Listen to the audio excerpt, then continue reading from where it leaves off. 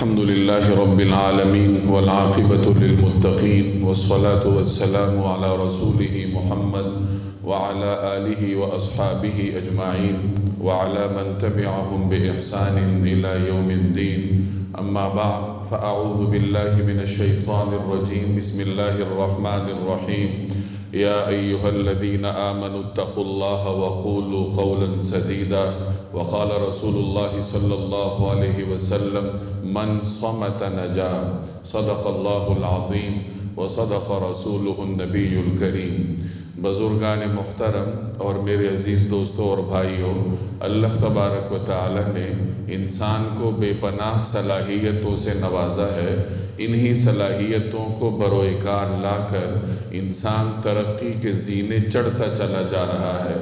اللہ نے ایک طرف انسان کو صلاحیت دی ہے تو دوسری طرف اس صلاحیت کے استعمال کا طریقہ کار بھی بتا رکھا ہے.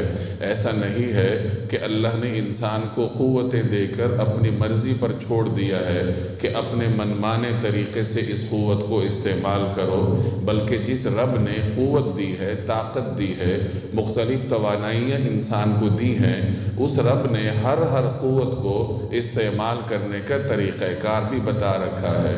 کچھ قوتیں انسان کو ایسی دی گئی ہیں جو دیگر حیوانات میں نہیں ہیں، جن میں انسان ممتاز ہے.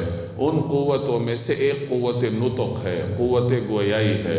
انسان کو حیوان ناطق کہا جاتا ہے کہ یہ ایسا حیوان ہے جو بولنے والا ہے. اللہ تبارک و تعالی نے اس کو یہ صلاحیت دی ہے کہ یہ اپنا مافی ضمیر دوسرے کو سمجھا سکتا ہے، دوسرے کو قائل کر سکتا ہے، دوسرے کے سامنے اپنے اندر کی باتیں بیان کر سکتا ہے. یہ صلاحیت اللہ نے مخلوقات میں سے انسان کو تفویض فرمائی ہے. اب قوت گویائی عطا کی ہے تو قوت گویائی کے استعمال کا طریقہ کار بھی اللہ نے بتا رکھا ہے. اپنی مرضی سے زبان کو استعمال کرنے کی اجازت نہیں ہے. زبان کے بارے میں کہا جاتا ہے کہ جرمہ صغیر و جرمہ کبیر، کہ زبان کا جرم یعنی اس کی جو جسامت ہے، سائز ہے، وہ تو بہت چھوٹا ہے، لیکن اس کے جو جرائم ہیں وہ بہت بڑھ جاتے ہیں. اسی زبان کے استعمال سے انسان بسا اوقات دین سے نکل جاتا ہے، ایمان کھو بیٹھتا ہے، اپنی دنیا بھی تباہ کر بیٹھتا ہے اور آخرت بھی تباہ کر بیٹھتا ہے. تو قوت گویائی اللہ نے دی ہے تو اس قوت کو استعمال کرنے کا طریقہ بھی بتا رکھا ہے. قرآن کریم میں جگہ جگہ اللہ تبارک و تعالی نے گفتگو کے آداب بتائے ہیں. سب سے پہلا ادب یہ ہے کہ جب بات کرنی ہو تو سچی بات کرو. جھوٹی بات، خلاف حقیقت بات کرنے سے اللہ تبارک و تعالی نے انسان کو روک رکھا ہے. دوسرا ادب یہ ہے کہ وَقُولُوا قَوْلًا سَدِيدًا، کہ صاف ستھری اور سیدھی بات کہو. جب بھی کوئی بات کرنی ہو تو سیدھی بات کرو، لچھے دار گفتگو، زمانی گفتگو، ایسی گفتگو کہ آپ کچھ اور کہہ رہے ہوں، اگلا کچھ اور سمجھتا ہو، آپ کا مطلب کچھ اور ہو. اس قسم کی زمانی گفتگو جیسے ہمارے ہاں صحافی لوگ کرتے ہیں یا وہ کلام رواج ہے، تو شریعت کی نگاہ میں یہ طرز عمل ناپسندیدہ ہے. شریعت کو صاف ستھری بات پسند ہے کہ سچی بات کرو، صاف ستھری بات کرو، اور سچی اور صاف ستھری بات بھی اچھے انداز سے کہو. قرآن کریم جگہ جگہ ہمیں حکمت کی تلقین کرتا ہے کہ حکمت سے کام لو. ادعو الی سبیل ربک بالحکمہ، اپنے رب کے راستے کی طرف بلاؤ حکمت کے ساتھ. یعنی اللہ کے راستے کی طرف بلانے کی بات بھی اگر کرنی ہے تو حکمت کے ساتھ کرو. حکمت کا مطلب یہ ہے کہ آپ کے پاس معلومات تو ہیں لیکن اور معلومات بھی سچی ہیں، سچی بات آپ کرنا چاہتے ہیں، لیکن اس کو پیش ایسے انداز سے کرو کہ اس کی وجہ سے کوئی فتنہ نہ پھیلے، کسی کی دل آزاری نہ ہو. بسا اوقات سچی بات بھی انسان کے لیے نقصان دہ ہوتی ہے. جیسے غیبت ہے. اب غیبت میں غیبت کرنے والا سچی بات کرتا ہے. غیبت کہتی ہی اس کو ہے کہ کسی کے اندر موجود عیب کو دوسری جگہ بیان کرنا. اب غیبت کرنے والا جو غیبت کر رہا ہے وہ تو سچ بول رہا ہے، وہ کہتا ہے کہ فلاں جھوٹا ہے، فلاں جو ہے وہ اس کے اندر یہ عیب ہے. اپنی اس بات میں وہ سچا ہے کیونکہ وہ عیب اس کے اندر ہے، لیکن وہ حکمت سے خالی ہے، قول سدید وہ نہیں کہہ رہا، یعنی سچی بات کو پیش کرنے کا جو طریقہ کار ہمیں شریعت تلقین کرتی ہے اس طریقہ کار کی اطاعت وہ نہیں کر رہا۔ تو بہت ساری سچائی ایسی ہوتی ہے کہ اس کی وجہ سے بسا اوقات فتنہ پھیلنے کا امکان ہوتا ہے۔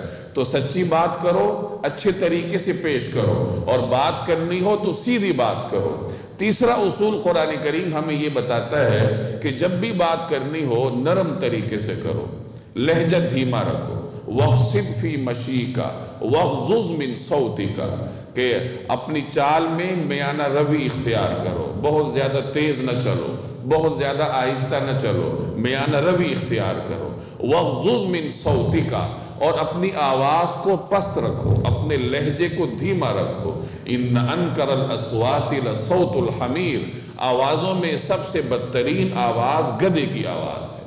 گدھے کی آواز کو بدترین کیوں کہا؟ کیونکہ وہ بلند ہوتی ہے۔ تو بلند آواز قرآن کریم کے نگاہ میں ناپسندیدہ ہے۔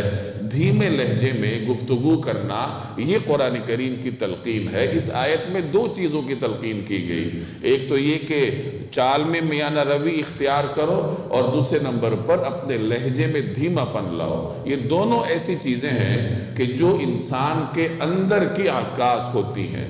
آدمی کی جو چال ہے وہ بھی اس کے اندر کی عکاس ہے، اس کے باطن کو ظاہر کرتی ہے۔ کوئی آدمی بہت تیز چلتا ہے تو وہ اس کے عجلت پر دلالت کرتا ہے۔ ایک آدمی اتراتا ہوا جا رہا ہے تو وہ اس کے باطن میں موجود تکبر کی نشاندہی کرتا ہے۔ ایک آدمی معتدل انداز سے تواضع کے ساتھ جا رہا ہے تو وہ اس کے باطن میں موجود عاجزی کی نشاندہی کر رہا ہوتا ہے۔ تو انسان کی چال اس کے اندر کی عکاس ہوتی ہے۔ اسی طریقے سے انسان کی گفتگو وہ بھی اس کے اندر کی عکاس ہوتی ہے۔ جیسے انسان کا باطن ہوتا ہے، جیسے اللہ نے اس کے اندر صلاحیت رکھی ہوتی ہے، اسی کے مطابق وہ بولتا ہے، اسی کے مطابق وہ گفتگو کرتا ہے۔ تو قرآن کریم ہمیں تیسرا ادب یہ سکھاتا ہے کہ جب بات کرنی ہو تو دھیمے لہجے کے ساتھ کرو۔ چوتھا ادب ہمیں یہ سکھاتا ہے کہ دھیمے لہجے میں بھی نرم بات کرو، سخت بات نہ کرو۔ وَقُولَا لَهُ قَوْلًا لَيِّنًا، کہ آپ دونوں اس کے پاس جا کر نرم گفتگو کرو۔ یہ حکم دو جلیل القدر پیغمبروں کو دیا جا رہا ہے، حضرت موسیٰ علیہ السلام اور حضرت ہارون علیہ السلام کو جب اللہ تبارک و تعالی نے فرعون کے پاس بھیجا۔ فرعون جو اس وقت روئے زمین پر اللہ کا سب سے بڑا باغی تھا، جو لوگوں سے کہا کرتا تھا کہ میں تمہارا رب ہوں، اور رب بھی کون سا رب؟ انا ربکم الاعلی، میں تمہارا اعلیٰ ترین رب ہوں، یعنی پروردگاری میرے اوپر ختم ہے، ربوبیت میرے اوپر ختم ہے، میں تمہارا سب سے بڑا رب ہوں۔ حضرت موسیٰ علیہ السلام کی اطاعت گزار ایک باندی کو اس نے صرف اس وجہ سے جلتے ہوئے تیل میں ڈال دیا، الاؤ میں جھونک دیا کہ وہ اس کی ربوبیت کو اس کے سامنے چیلنج کر رہی تھی، اور جو اس کی ربوبیت کو چیلنج کرتا اور اس کا انکار کرتا تو اس کے ہاتھ پاؤں میں کیلیں گاڑ دیا کرتا تھا۔ وہ فرعون ذی الاوتاد، کہ فرعون جو کیلوں والا تھا، اس قدر بڑا باغی ہے، اور اس کی طرف اللہ کے دو جلیل القدر پیغمبر جا رہے ہیں۔ ایک اللہ کا پیغمبر کلیم اللہ ہے حضرت موسیٰ علیہ السلام، اور دوسرے ان کے بڑے بھائی حضرت ہارون علیہ السلام ہیں۔ یہ دونوں فرعون کے دربار میں جا رہے ہیں، تو اللہ تعالیٰ ان کو نصیحت فرما رہے ہیں کہ فرعون کے پاس جا رہے ہو، گفتگو کرنی ہوگی تو نرم انداز سے کرنا۔ امام قتادہ رحمہ اللہ مشہور مفسر ہیں، وہ اس آیت کے ذیل میں لکھتے ہیں سبحانک ربی ما احلمک وما اعظمک، کہ اے رب آپ کی شان کتنی پاکیزہ ہے، آپ کا حلم کتنا بڑا ہے، آپ کی عظمت کتنی بڑی ہے۔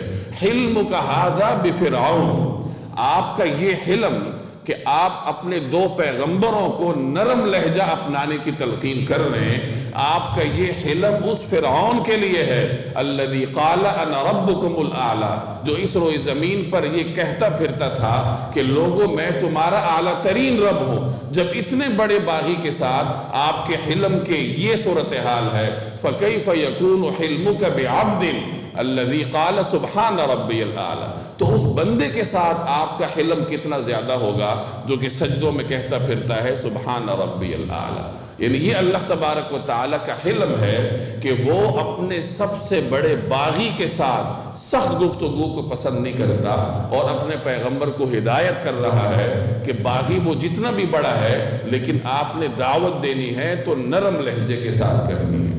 وَقُلْ لِعِبَادِي يَقُولُ الَّتِي هِيَ أَحْسَنُ، آپ کہہ دیجئے میرے بندوں کو کہ بات کریں تو وہ کریں جو اچھی بات ہو۔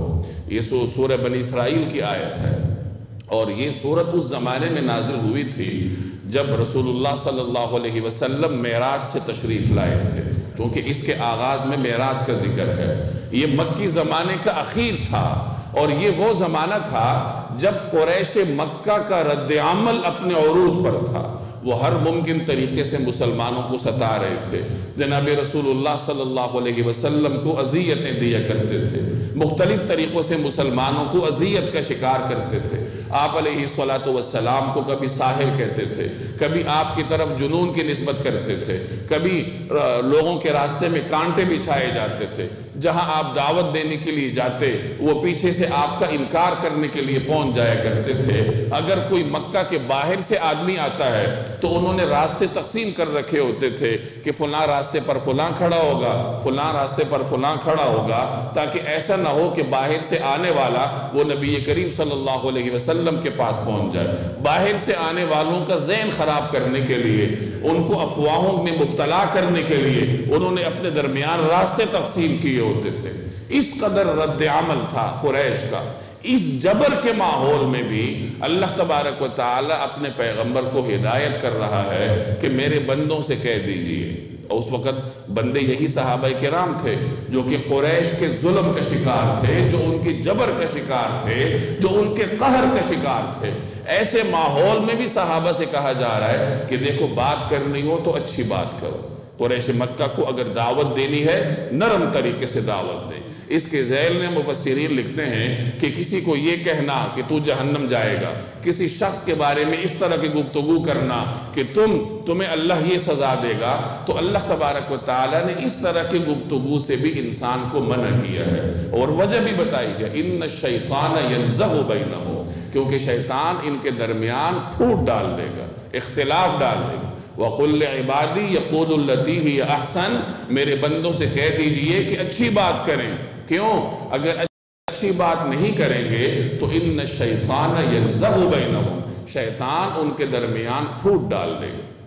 گویا ہمیں ایک اصول بتا دیا کہ تمہارا سخت لہجہ، اگرچہ تم سچی بات کر رہے ہو لیکن سخت لہجے کے ساتھ کرو گے تو معاشرہ افتراق کا شکار ہو جائے گا، اور نرم لہجے کے ساتھ گفتگو کرو گے تو پھر معاشرہ اتحاد کی طرف آئے گا۔ گویا سخت لب و لہجہ معاشرے کے درمیان تفریق ڈالتا ہے۔ جناب نبی کریم صلی اللہ علیہ وسلم کے اوصاف کا ذکر کرتے ہوئے قرآن کریم ایک جگہ ہمیں بتاتا ہے کہ فَبِمَا رَحْمَةٍ مِّنَ اللَّهِ لِنْتَ لَهُمْ، کہ اللہ تبارک و تعالیٰ کی رحمت ہے کہ اللہ نے آپ کو ان کے لیے نرم بنایا، کہ نبی کریم صلی اللہ علیہ وسلم نرمی کے ساتھ پیش آتے ہیں، نرمی کے ساتھ گفتگو فرماتے ہیں۔ وَلَوْ كُنْتَ فَظًّا غَلِيظَ الْقَلْبِ لَانْفَضُّوا عَنْ حَوْلِكَ، اگر آپ کے اندر سخت گوئی ہوتی، تندخوئی ہوتی، تو یہ آپ کے ارد گرد سے چھٹ جاتے۔ یعنی نرم گفتگو کرنا یہ لوگوں کو جمع کیے رکھتا ہے۔ اگر کسی خاندان کا سربراہ نرم گفتگو کرتا ہوگا، حکمت سے لبریز ہوگا، اس کا خاندان متحد ہوگا۔ لوگوں کے خاندان بکھرتے ہیں، گھر ٹوٹ جاتے ہیں، بچے خوار ہوتے ہیں، اس کے جہاں اور اسباب ہوتے ہیں، اگر اس کے اسباب کو تلاش کیا جائے تو ایک سبب یہ بھی ہوتا ہے کہ اس خاندان کا سربراہ تندخو ہوتا ہے، وہ سخت گیر ہوتا ہے، وہ درست بات بھی سخت لب و لہجے میں کرتا ہے۔ اس کا نتیجہ یہ ہے کہ اس کے بچے باغی ہو جاتے ہیں، بسا اوقات خاندان ٹوٹ جاتے ہیں، بیوی رہنے سے انکار کر دیتی ہے۔ تو یہ قرآن کریم ہمیں بنیادی اصول بتاتا ہے کہ نرم لہجے میں گفتگو کرو گے تو پھر خاندان بھی جڑا رہے گا اور معاشرے میں یگانگت آئے گی، اور لہجوں میں جب سختی آئے گی، درستی آئے گی تو خاندان بھی بکھریں گے اور معاشرہ بھی بکھرتا چلا جائے گا۔ تو یہ وہ بنیادی اصول ہیں جو کہ قرآن کریم ہمیں تلقین کرتا ہے کہ گفتگو کرنی ہے تو کیسے کرنی ہے۔ نبی کریم صلی اللہ علیہ وسلم نے اپنے مختلف فرامین میں زبان کے استعمال کا طریقہ کار بتا رکھا ہے۔ بہت اہم اصول آپ نے بتایا، من صمت نجا، جو آدمی خاموش رہا وہ نجات پا گیا۔ 3 الفاظ میں من صمت نجا، ان 3 الفاظ میں جناب نبی کریم صلی اللہ علیہ وسلم نے نجات کا نسخہ بتا دی۔ جب بھی آدمی بات کرتا ہے وہ خطرے میں ہوتا ہے، اور خاموش آدمی فائدے میں ہوتا ہے۔ اب یہاں میں بات کر رہا ہوں تو میں خطرے میں ہوں کہ میں غلط بات نہ کر بیٹھوں، کسی چیز کی غلط نسبت دین کی طرف نہ کر بیٹھوں، تو میں خطرے میں ہوں۔ آپ اطمینان سے بیٹھیں، خاموش ہیں تو آپ امن میں ہیں۔ تو ہمیشہ جو شخص خاموش رہتا ہے وہ امن میں رہتا ہے، اور بولنے والا ہمیشہ خطرے میں ہوتا ہے۔ جو جتنا زیادہ بولتا ہے اسی قدر اس کی غلطیاں بھی زیادہ ہوتی ہیں، اور جو جتنا زیادہ خاموش رہتا ہے اسی قدر غلطیوں سے وہ محفوظ رہتا ہے۔ قدیم زمانے میں ہمارے بزرگ لوگوں کو خاموشی بھی سکھایا کرتے تھے۔ جس طریقے سے آج کل مختلف اداروں میں انجمنیں ہوتی ہیں، بزم ہوتی ہے بچوں کو بولنا سکھانے کے لیے، اسی طریقے سے بزرگان کے ہاں اپنے مریدین کو خاموشی سکھانے کے لیے بھی باقاعدہ مشق کرائی جاتی تھی کہ ہر وقت زبان چلتی نہ رہے بلکہ انسان میں خاموشی کی عادت پڑے۔ تو ایک تو آپ نے ادب یہ بتایا کہ زبان کم استعمال کرو۔ ایک روایت میں آپ نے فرمایا کہ جو آدمی مجھے 2 چیزوں کی ضمانت دے دے میں اسے جنت کی ضمانت دوں گا، ایک 2 جبڑوں کے درمیان اور ایک 2 رانوں کے درمیان۔ یعنی جو آدمی شرمگاہ کی ضمانت دے دے اور جو آدمی زبان کی ضمانت دے دے کہ میں ان کو درست استعمال کروں گا، تو رسول اللہ صلی اللہ علیہ وسلم فرماتے ہیں کہ میں اسے جنت کی ضمانت دیتا ہوں۔ ایک جگہ آپ کے ارشاد کا مفہوم ہے کہ انسان کا ایمان اس وقت تک درست نہیں ہو سکتا جب تک اس کا دل درست نہ ہو، اور دل اس وقت تک درست نہیں ہو سکتا جب تک اس انسان کی زبان درست نہ ہو۔ گویا زبان کا اثر دل پر پڑتا ہے اور دل کا اثر ایمان پر پڑتا ہے۔ زبان کا درست استعمال آپ کے دل کو درست راستے پر ڈالے گا، اور جب دل درست ہوگا تو ایمان بھی درست ہو جائے گا، اور زبان کا غلط استعمال یہ دل میں سیاہی بڑھانے کا سبب بنتا ہے، اور جب دل سیاہ ہو جاتا ہے تو پھر اس آدمی کا ایمان بھی اسے فائدہ نہیں دیتا۔ اسی لیے آپ علیہ السلام نے فرمایا کہ انسان کا ایمان اس وقت تک درست نہیں ہو سکتا جب تک اس کا دل درست نہ ہو، اور دل درست کیسے ہوگا؟ جب اس انسان کی زبان درست ہو جائے گی۔ امام ابن القیم رحمہ اللہ فرماتے ہیں کہ قیامت والے دن ایسا بھی ہوگا کہ ایک آدمی نیکیوں کے انبار لے کر آئے گا، لیکن زبان کا غلط استعمال اس کو اس انبار سے محروم کر دے گا۔ ایک طرف اس نے نمازیں پڑھی ہوں گی، نوافل پڑھے ہوں گے، لوگوں کو صدقہ خیرات دیا ہوگا، ذکر اذکار کیے ہوں گے، یہ بہت ساری نیکیاں اس نے کی ہوں گی۔ دوسری طرف اس نے اپنی زبان کا غلط استعمال کیا ہوگا، کسی کی غیبت کی ہوگی، کسی کی چغلی کی ہوگی، کسی کو گالی دی ہوگی، کسی کی دل آزاری کی ہوگی۔ تو زبان کا غلط استعمال اس شخص کو اس نیکیوں کے انبار سے محروم کر دے گا، نتیجتاً اس کو جہنم میں جانا پڑ جائے گا۔ تو یہ زبان کے استعمال کے وہ بنیادی آداب ہے جو ہمیں قرآن کریم میں اور جناب رسول اللہ صلی اللہ علیہ وسلم کی احادیث میں ملتے ہیں۔ رسول اللہ صلی اللہ علیہ وسلم کا اپنا طرز عمل زبان کے بارے میں یہ تھا کہ آپ علیہ السلام دھیمے انداز سے گفتگو فرماتے تھے، نرم لہجے میں دھیمے انداز سے ٹھہر ٹھہر کر گفتگو فرماتے تھے۔ حضرت عائشہ رضی اللہ تعالی عنہ فرماتی ہیں کہ نبی کریم صلی اللہ علیہ وسلم کی گفتگو میں اس طرح تیزی نہیں تھی جس طرح تم لوگوں کی گفتگو میں تیزی ہوتی۔ جیسے انسان تیز تیز بولتا ہے، آپ علیہ السلام کا اسوہ حسنہ یہ نہیں تھا، بلکہ آپ علیہ السلام ٹھہر ٹھہر کر گفتگو فرماتے تھے، اس طریقے سے کہ اگر سننے والا آپ علیہ السلام کے الفاظ کو گننا بھی چاہتا تو وہ گن سکتا تھا۔ اس قدر ٹھہر ٹھہر کر آپ علیہ السلام صحابہ کرام کے ساتھ گفتگو فرماتے تھے۔ بسا اوقات ایک بات کئی مرتبہ دہرایا کرتے تھے۔ ایک صحابی کہتے ہیں کہ ایک مرتبہ میں نبی کریم صلی اللہ علیہ وسلم کے پیچھے نماز پڑھنے کے لیے گیا۔ حضرت معاویہ بن حکم یہ بدوی صحابی تھے، صحرا میں رہتے تھے۔ چونکہ یہ صحرائی تھے، بدوی تھے، تو یہ شہری آداب سے اور شان رسالت، دربار رسالت کے آداب سے اتنے واقف نہیں ہوتے تھے، تو بسا اوقات انجانے میں ان سے ایسی چیزوں کا ارتکاب ہو جاتا تھا جو دربار رسالت کے منافی ہوتی تھی۔ تو یہ نماز کے لیے آئے، نماز کے دوران ان کو چھینک آ گئی، تو انہوں نے الحمدللہ کہا۔ صحابہ کرام نے ان کو روکنا شروع کیا، کسی نے ہاتھ پہ ہاتھ مارا، کسی نے ان کو گھورنا شروع کیا، تو انہوں نے پھر ان کو جواب دے دیے نماز میں کہ تمہاری مائیں تمہیں گم کرے، کیوں مجھے گھور رہے ہو؟ چونکہ انہیں آداب کا علم نہیں تھا۔ اب جب نماز ختم ہو گئی تو نبی کریم صلی اللہ علیہ وسلم نے ان کو بلایا اور سمجھایا نرم انداز سے۔ چنانچہ وہ آپ علیہ السلام کے اس سمجھانے سے اتنے متاثر ہوئے کہ انہوں نے اس کو اس طریقے سے بیان کیا کہ میرے ماں باپ آپ پر قربان، آپ جیسا استاد نہ میں نے آپ سے پہلے دیکھا نہ آپ کے بعد دیکھوں گا، نہ تو آپ نے مجھے برا بھلا کہا نہ آپ نے مجھے ڈانٹا، بلکہ محبت کے ساتھ مجھے یہ سمجھایا کہ دیکھو یہ جو نماز ہے اس کے کچھ مخصوص آداب ہیں جو عام طور پر گفتگو ہوتی ہے وہ نماز میں نہیں ہوتی۔ نرم طریقے سے آپ نے سمجھایا تو اس صحابی کو وہ نصیحت یاد بھی رہی اور وہ بعد میں آپ کے سمجھانے کے اس اسلوب کو یاد بھی کیا کرتا تھا۔ تو اس سے ہمیں معلوم ہوا کہ جب سچی بات بھی کرنی ہو، نصیحت بھی کرنی ہو تو اچھے انداز سے اس کو پیش کیا جائے۔ یہی جناب رسول اللہ صلی اللہ علیہ وسلم کا اسوہ حسنہ ہے۔ بعض اوقات زبان کا غلط استعمال انسان کو ہلاکت میں ڈال دیتا ہے۔ حضرت معاذ رضی اللہ تعالی عنہ کو ایک مرتبہ نبی کریم صلی اللہ علیہ وسلم نے کچھ نصیحتیں فرمائیں اور پھر آخر میں فرمایا کہ میں آپ کو ایک ایسی چیز بتاتا ہوں جس پر ان تمام چیزوں کا دار و مدار ہے، یعنی یہ جو نصیحتیں میں نے تمہیں کی ہیں ان تمام کا دار و مدار ایک مختصر سی چیز پر ہے۔ تو پوچھا گیا وہ کیا ہے؟ تو آپ نے فرمایا اپنی زبان کو روک کر رکھو، زبان کو روک کر رکھو گے تو یہ تمام تر نصیحتیں تمہیں فائدہ دیں گی۔ تو حضرت معاذ نے پوچھا کہ یا رسول اللہ کیا زبان بھی انسان کو نقصان دیتی ہے؟ تو آپ علیہ السلام نے فرمایا کہ ارے بھائی یہ زبان ہی تو ہے کہ جو انسان کو اوندھے منہ جہنم میں جا کر گرا دیتی۔ انسان اپنی زبان سے بوئی ہوئی کھیتی کو قیامت کے دن کاٹے گا اور وہی کھیتیاں اس کو اوندھے منہ جہنم میں گرانے کا سبب بن جائیں گی۔ تو ان تمام تر آداب پر عمل کرنا چاہیے، بالخصوص آج کل کے زمانے میں۔